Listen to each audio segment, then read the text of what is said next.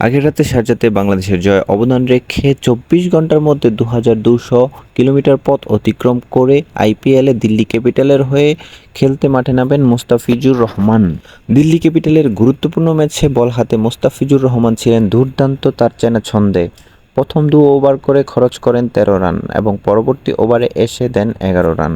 Economy ৮ রেখে ৩ ওভারে ২৪ run দিয়ে দলের সেরা বলটি করেছিলেন তিনি। তবে বাকিদের ব্যর্থতার কারণে গুজরাট টাইটান্সের কাছে ১০ উইকেটে হারতে হয়েছে ম্যাচটি। ম্যাচ শেষে মোস্তাফিজুরের কথা বলতে ভুলেননি দিল্লির অধিনায়ক অক্ষয় প্যাটেল। তিনি বলেন, টার্গেট অনেক ভালো ছিল, তারা অনেক ভালো ব্যাট করেছেন, আমাদের বোলাররা অনেক চেষ্টা করেছেন, কিন্তু দিনটা আমাদের ছিল না।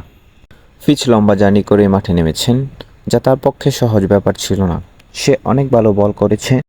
দলের প্রেসারের মুহূর্তে বল করতে এসেও প্রায় ৩০০টি ডট বল করে আইপিএলের রেকর্ড করেছেন মোস্তাফিজুর রহমান।